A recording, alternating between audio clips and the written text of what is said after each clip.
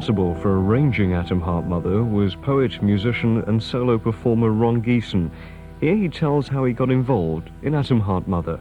Oh, well, I've seen them all at that time, I think. Because Rick just lived down, if I was in Notting Hill, he was down South Notting Hill. I mean, it really was that.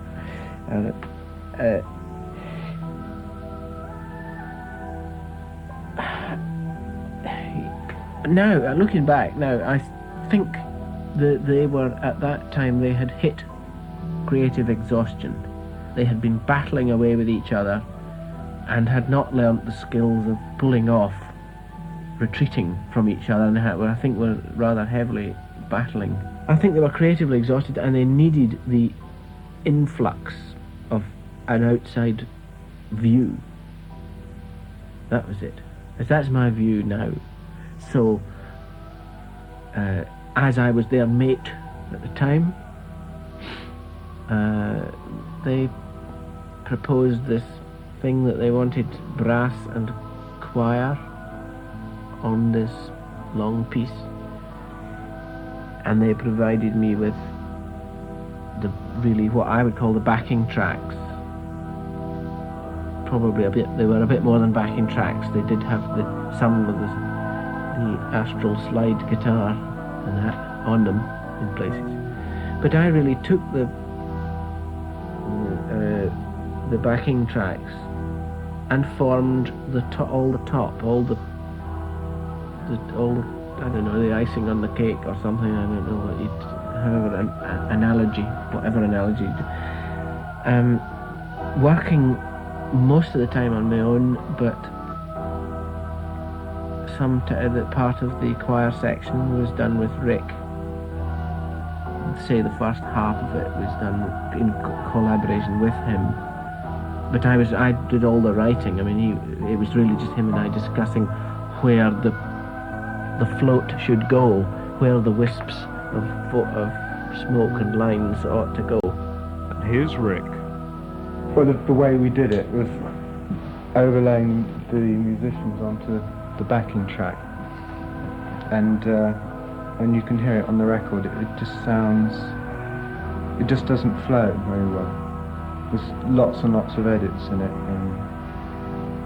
and I wasn't happy. I was at the time, but thinking back, I'm not happy now of the recording of Atom Heart Mother.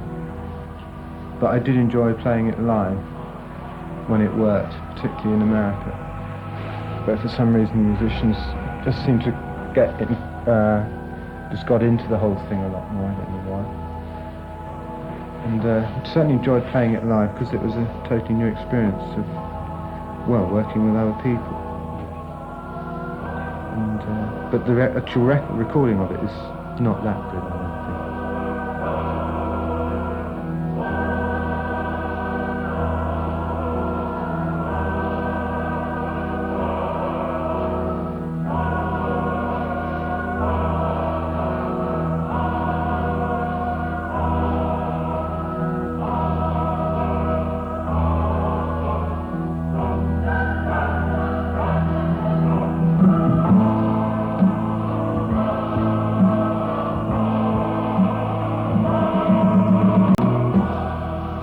THORGERSON of Hypnosis remembers the thinking behind the Atom Heart Mother sleeve. There was a very conscious attempt to undo some of the very obvious psychedelic traps. I mean, there were quite a lot of sleeves after that, and there were sleeves coming from the West Coast that were, kind of a bit jumbled and highly imaginative and what I call psychedelia, and full of kind of colours and images all swirling together and really complex. So there was kind of desire to unearth that. I mean, that was all based on the notion that, for whatever else you may say about the Floyd, I do think that their music reaches on a couple of levels. I don't think it's singular. So that I think you can appreciate it as, in places, straight rock and roll. In others you can appreciate it as a very romantic, atmospheric mood thing.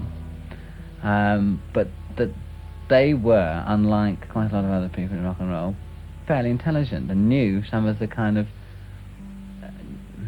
perhaps difficult to explain it, but knew something about themselves, a little bit about themselves, were able to kind of laugh at it a little bit and know the other side.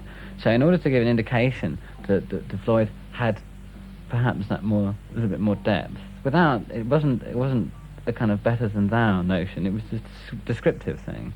That because at least you could say, even if you said nothing else about the Floyd, it was multi-level, right? We wanted to do something that in fact was that, but in a way wouldn't look like it. So that Atom Heart Mother is really a sleeve that was undoing, a non-Pink Floyd sleeve. It was very much a conscious attempt to do a pretty ordinary damn thing. I mean, that was my idea at the time, was to do a kind of non-cover, but not in a high art sense, but to do a kind of nothing, slightly nothing, kind of common or garden, away from all that psychedelia, knowing that the Floyd could handle that, even though their music may be romantic and atmospheric, because they'd got an ability, or a characteristic whereby there would be more than one level involved, they could, on their sleeve, handle something that went totally the other way. So, I mean, we had 3 ideas for that sleeve, and one was a picture of a cow, and one was a picture of a person diving into water, which is funny since that came up again, but in a different context altogether, and the other picture was a woman walking out a door. I mean, all, in a way, very flat and unpsychedelic and unheady. You know, Ummagumma was heady, you see. Ummagumma had an intellectuality about it, right? Yeah. So the intention is to undo that, but knowing that if you did it consciously, it would still carry a lot of the weight behind it. So in fact, although we did something, and when the band saw it, I mean, I think they enjoyed the humour of it most.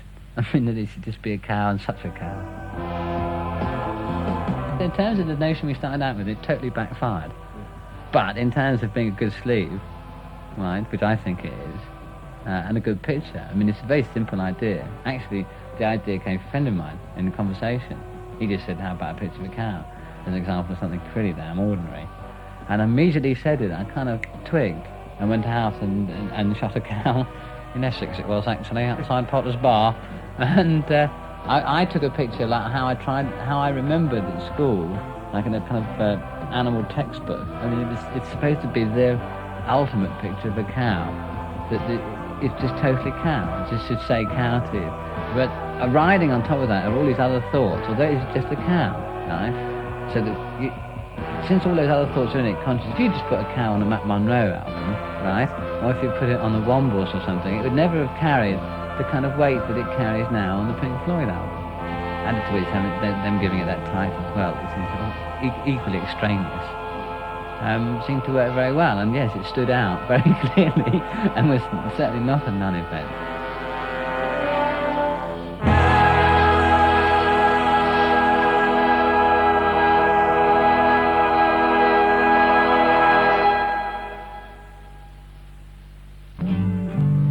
When that fat old sun in the skies falls,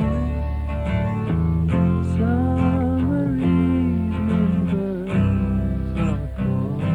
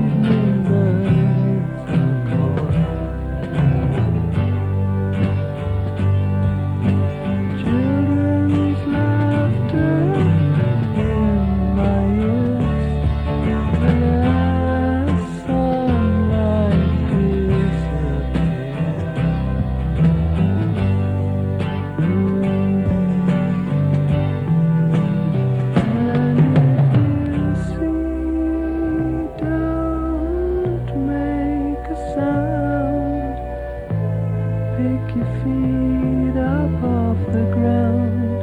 And if you hear as the warm night falls a silver sound from a tongue so strange, sing to me, sing to me.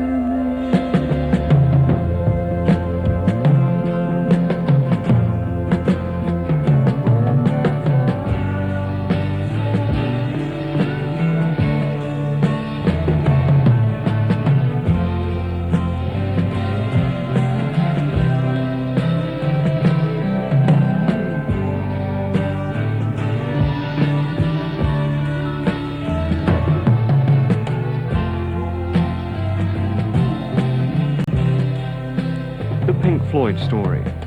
As Ron GILMOUR mentioned earlier, he felt that the Floyd were having their personality problems during the recording of Atom Heart Mother. I asked Nick Mason if the band have ever been close to break up. Absolutely not. We are absolutely as close as anything.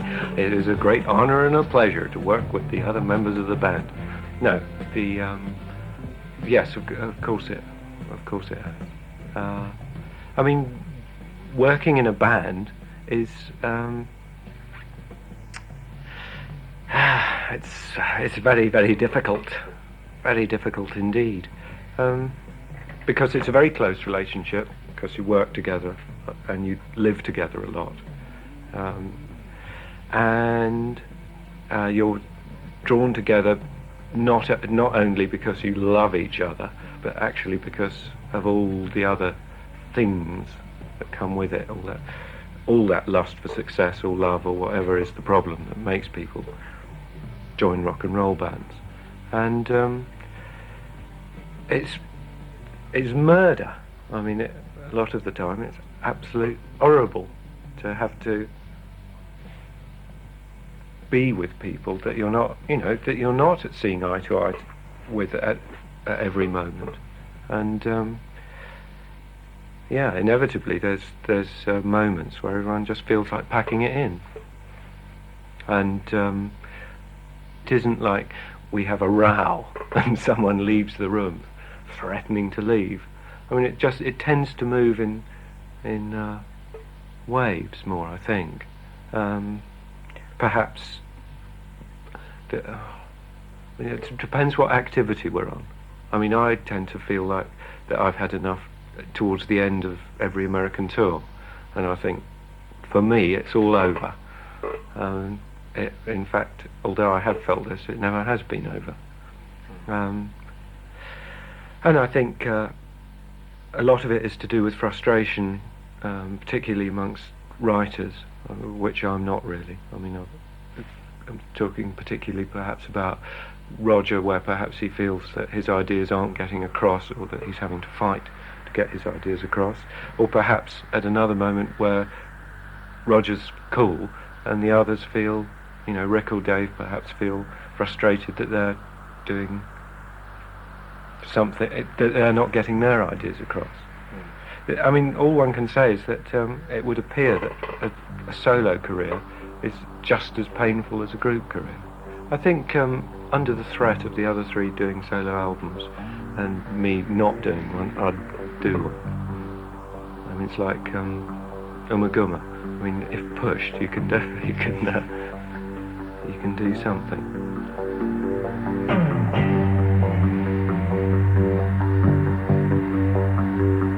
The Pink Floyd Story, a Capital Radio production. Copyright 1976.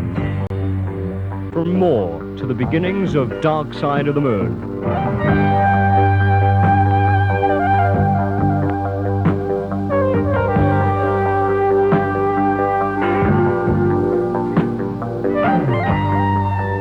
Floyd, over the years, have been involved in several film scores. The first of these was a movie called More.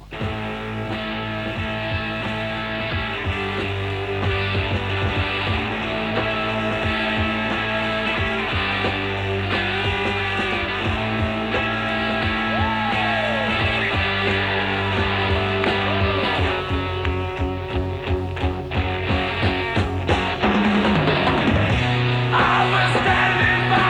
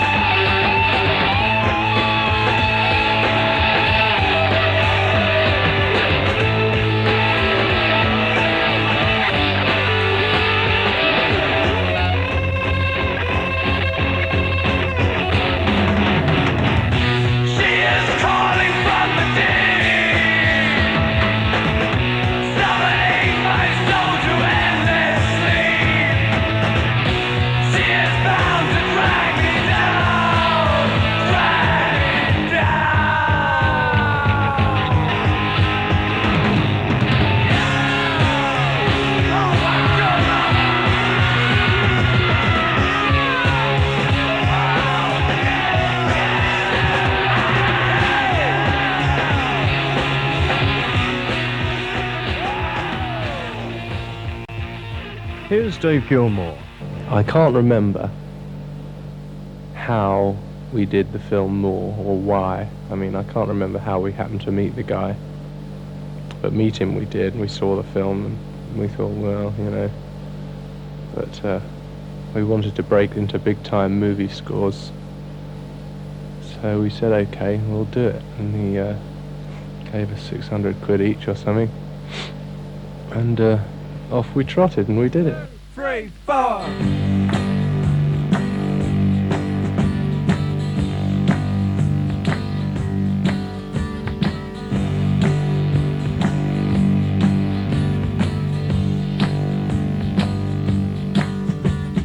Memories of a man in his old age are the deeds of a man in his prime.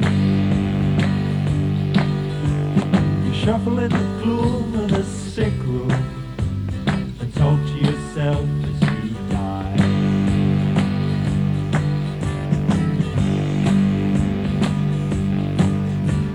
The memories of a man in his old age are the deeds of a man in his prime. Shuffle in the gloom of the sick room and talk to yourself as you die.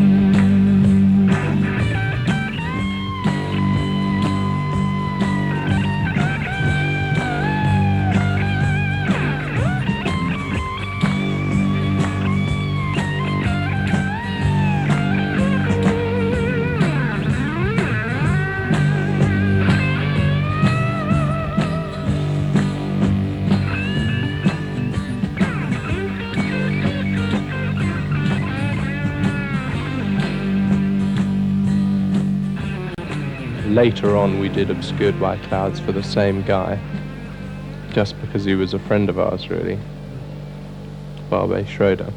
And in between those two we did a score for Zabriskie Point for Antonioni, which we spent 3 or 4 weeks in Rome doing. Seemed like an age. And he didn't like anything for his film, really, that we did. I mean, he only used 3 pieces in the film.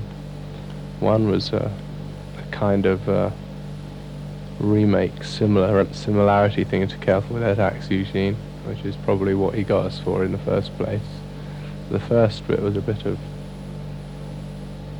kind of awful, rubbishy echo stuff with vocals, with voices from the actual film soundtrack all mixed in by us at the beginning. And the other was a country and western tune, which you could have got done 10 times better by numerous American groups. But he used of ours. Very strange.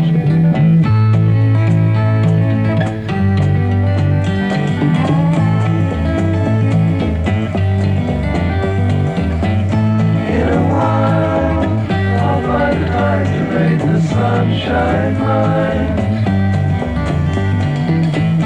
In a smile, I saw a single eagle in the sky. Wheeling, soaring, gliding by.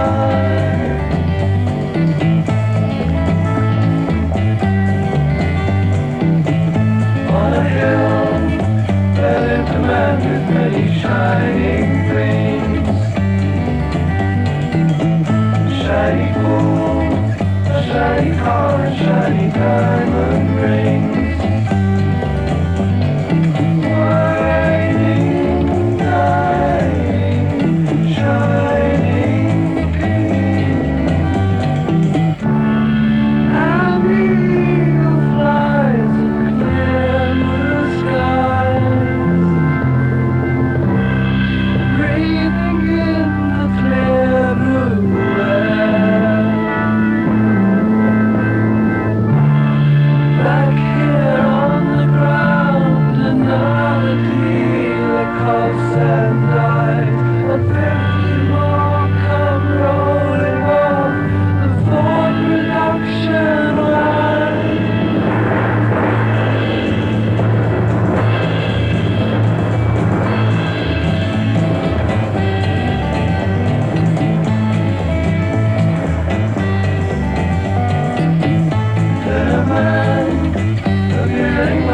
spreading out on the sand. In his hand, a moving picture of the crumbling land. Screaming, healing, moving man.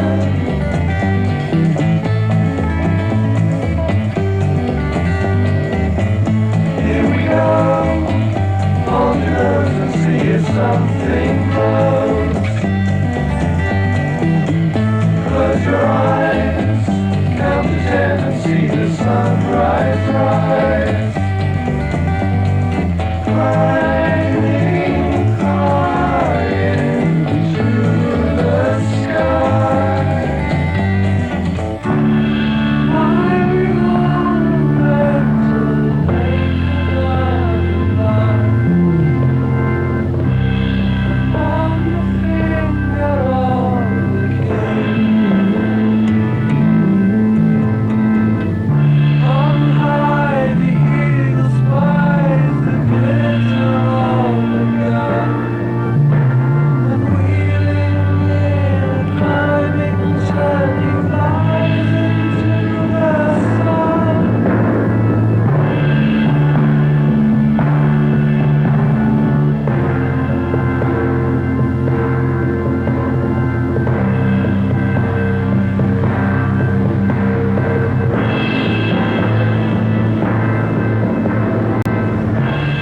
Well, of course, we would have done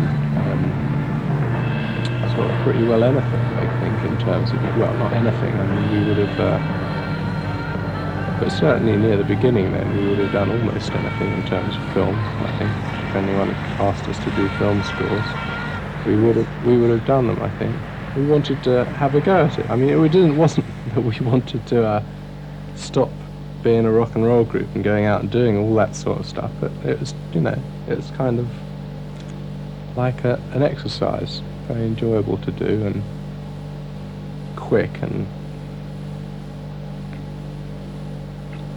you could make long meandering things just kind of for fun, which wouldn't really necessarily hold together on a record. If anything any of us could think of. Some of the ideas that we put down were just completely stupid and insane, but we did them anyway, just for laughs. We did things like we'd tell everyone the key, and then they'd have to leave the studio while one person recorded something on one track on the tape machine, and then another person had come in and he'd know the key, and that's all, and then he'd play on the same piece of tape without hearing what the other person had played, and we got all of us to do that. Awful, absolutely awful. Still, it's jolly good fun. Anyway, all these things we did, I think we did 24 little bits of stuff, and we called them Nothing, parts 1 to 24. And Echoes started out as the Return of the Son of Nothing, I think. And that started off from a piano piece where Rick was in the studio at EMI with a piano with a microphone in it, plugged through a Leslie, and he had it turned up reasonably loud, and but there was a specific harmonic that kept coming out much louder for some reason, and every time he sort of pinged this one particular note on the piano, it came out louder, and that is the ping note on the thing, and then he started playing a little bit, and then every once in a while he'd hit that note again. And we just sit and potted around with it a bit, and then we actually put a bit of it down, of him actually playing and hitting the note. And that was the start of Echoes. And because of the way these things work, and you don't always get the same feedback thing happening exactly the same, we were never able to actually duplicate it later on. So the actual beginning piano piece is that very first one that we recorded at Abbey Road.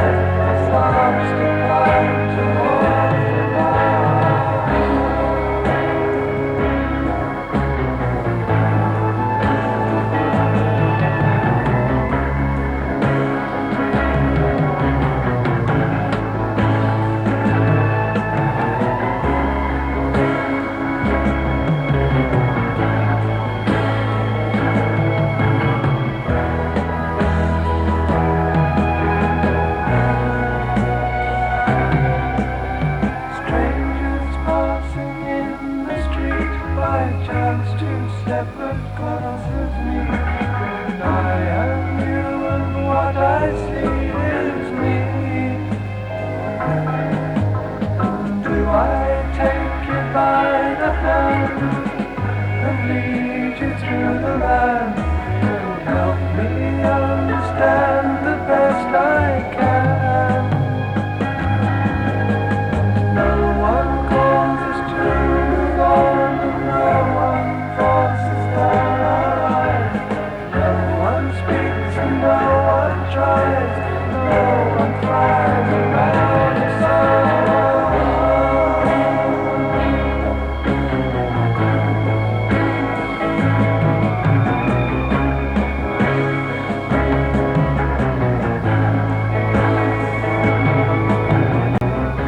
When we actually recorded Echoes, the whole of it, at Air Studios, as I say, we couldn't duplicate that piece, so we actually edited it on at the beginning, and it changes over from that piece at the first place where other instruments come in, or where the chord changes or something. And it went on from there.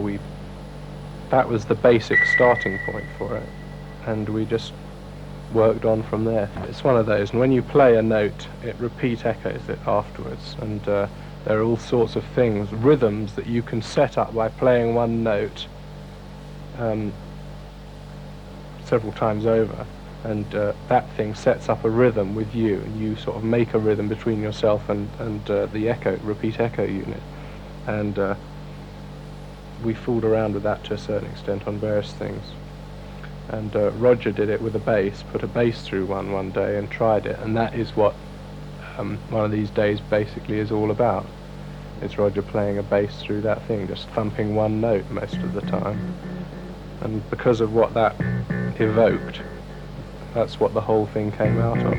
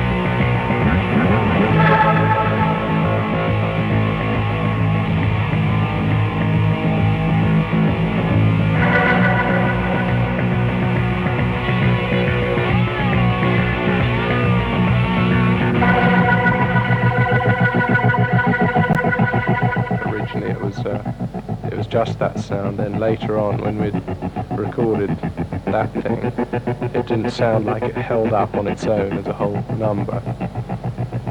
And we did another piece with a bass going through the same repeat echo system, but also with the vibrato thing, a heavy vibrato, which is the whole middle section of it, which we then cut in, and then we started laying on all the other boogaloo, echoey Farfisa organs and fuzz guitars.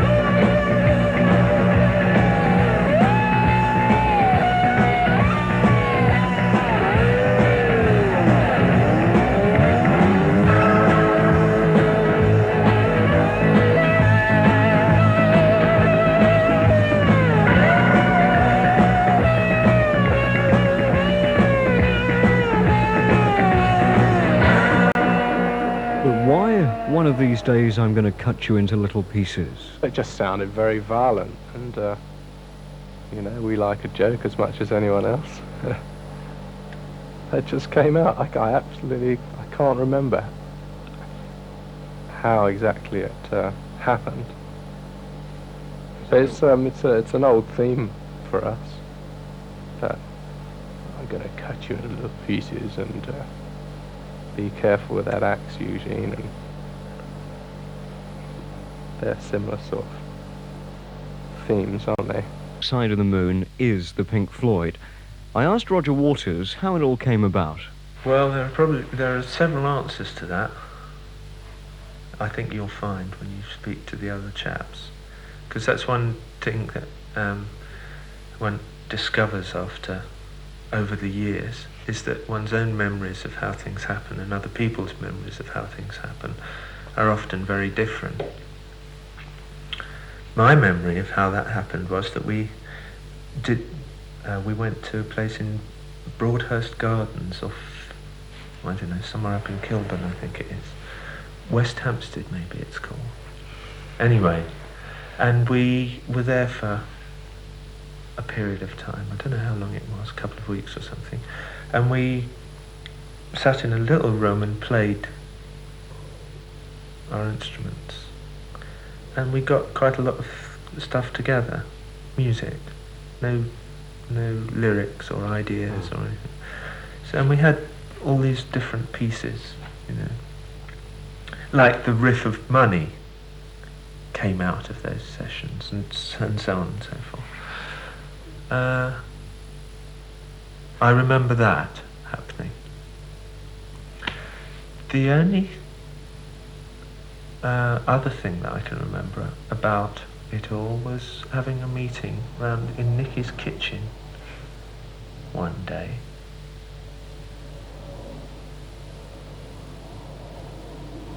And I think, I'm not quite sure what happened, but I think what happened was that I thought and said, listen, you know, if it was a kind of theme that ran through it of, you know, life with a heartbeat and that, and then you could have other bits like coming in of like all the pressures, you know, that tend to be anti-life.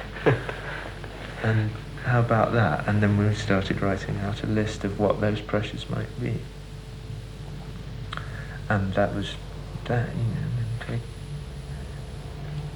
And then I started writing lyrics madly, with all these different bits of music that all came from different people in the band, or not all, I mean,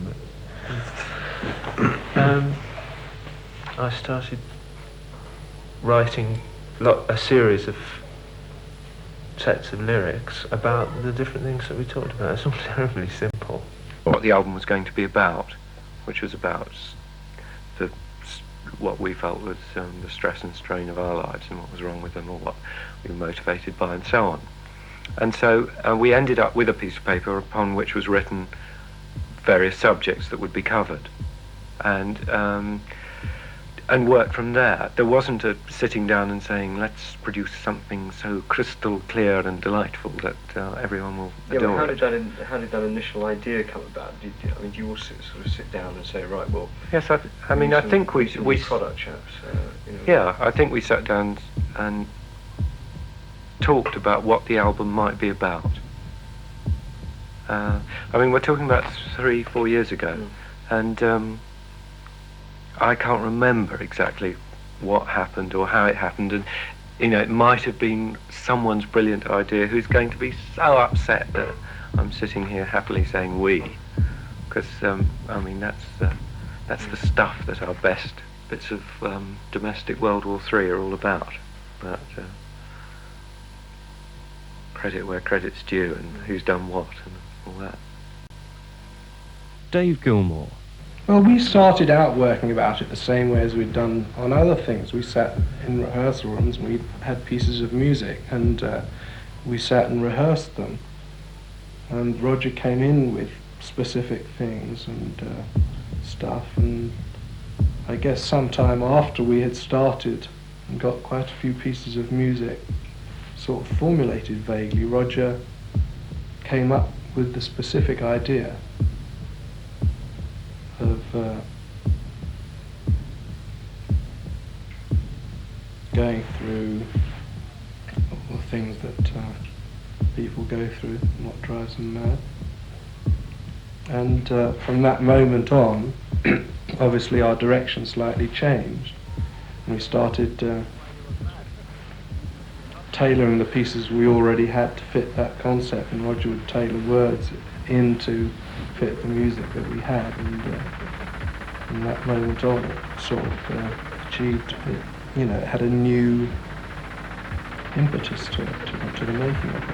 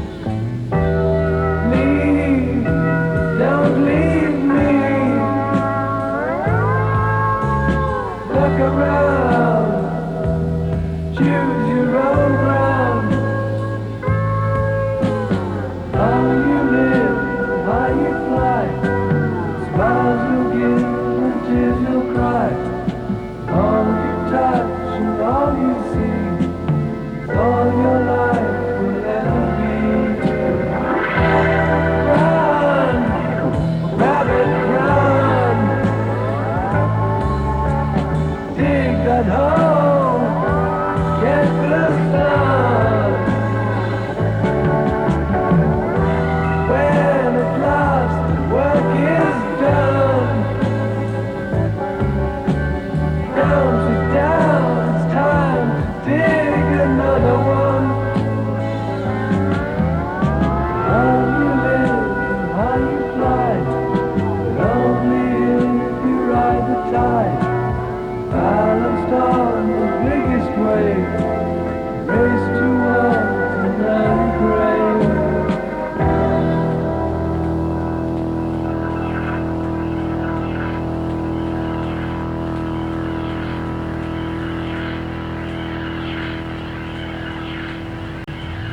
I mean, the way it is set out very simply and clearly, the ideas that are behind it and what it's trying to say, I think Roger tried definitely to, in his lyrics, to make them very simple, straightforward and easily assimilable, easy to understand. Partly because of this mystique and image thing you were talking about before, and how people read things into other lyrics that weren't there, and an idea that before had been put in rather a more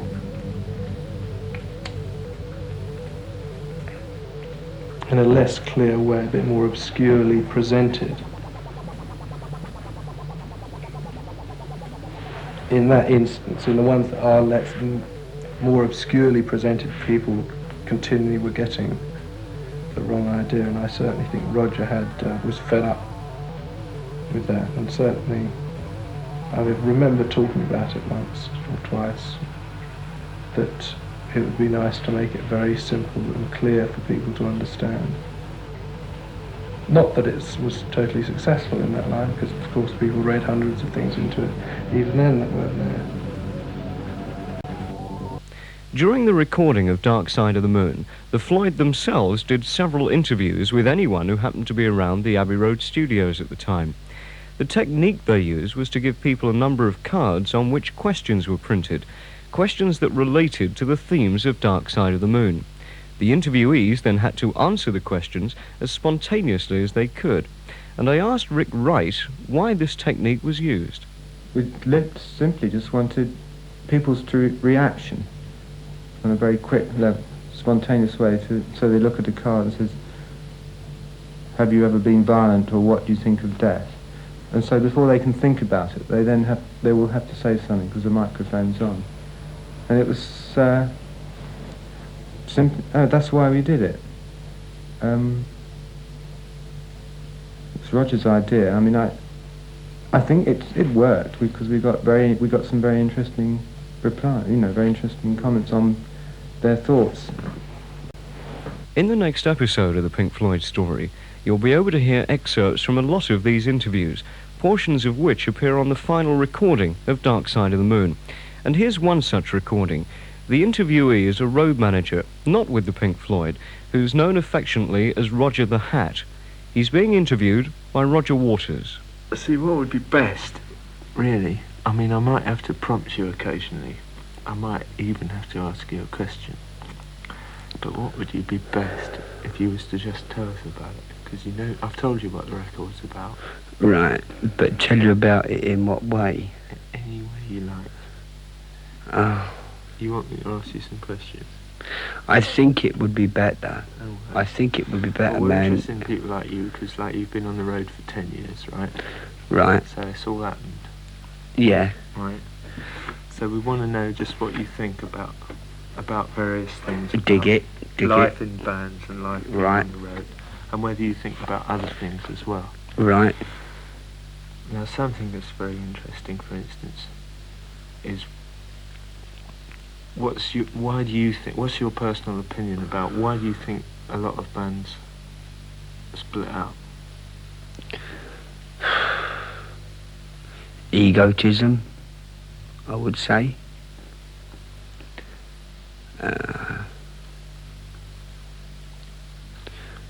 I would say mainly egotism. That's one reason. There are many other reasons, man, but that's one. I would say that is the one that immediately comes to mind, egotism. I think I'd go along with that. So you should know what musicians are like. What are they like? Well, you see,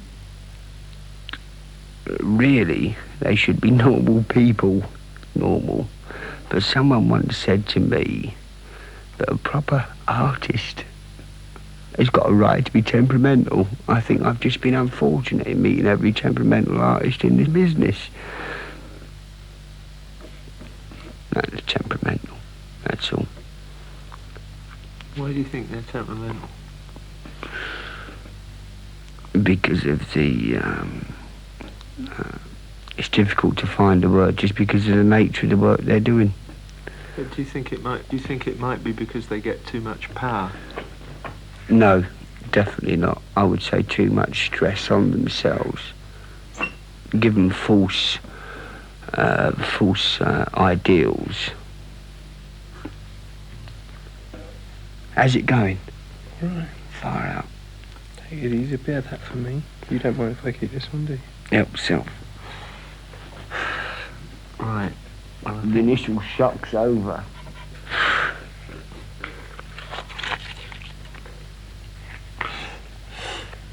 Okay.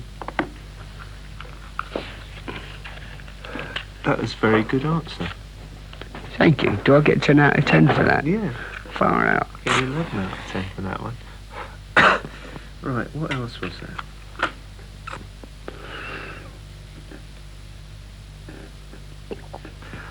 I'll tell you what another bit of it was about, which Bobby could probably have got into, but I don't think it was explained enough in the questions, so he didn't actually get into really talking about it. And that is, there's one track on the record that is about violence, right? I'm into that.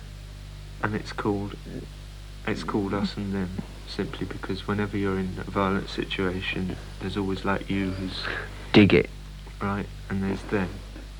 And they're two very different things. Right.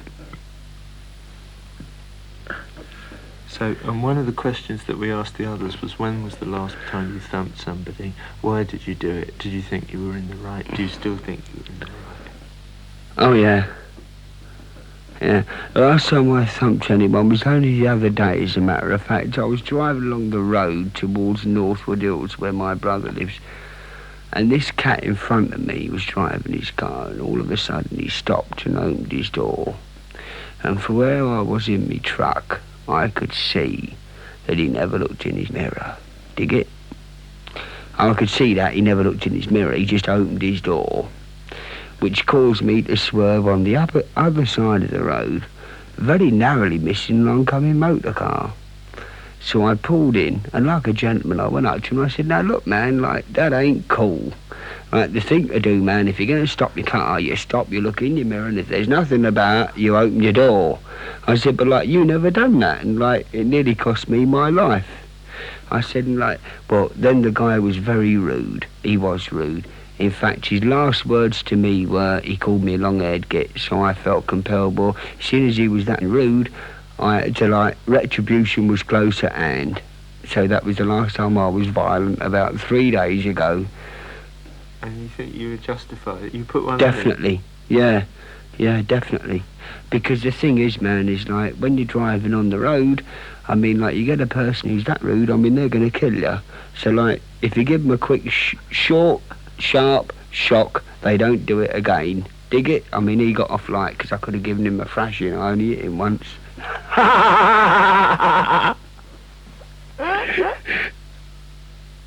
Right, now another thing that we were interested in, because again there's a track on the album that was supposed to be about it, is pegging out. Oh, evil bastard. Oh. How do you feel about that? Are you frightened of it? Death? Wow. What is it, man? You tell me. I don't know.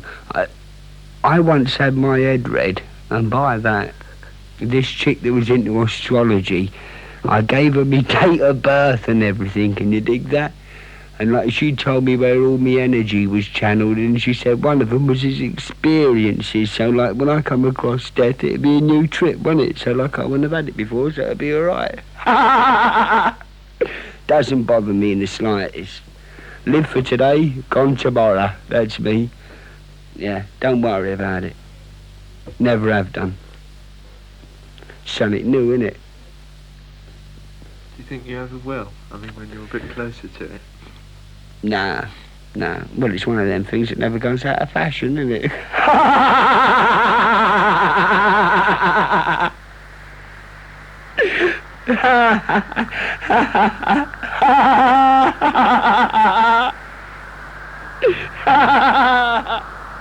Yeah.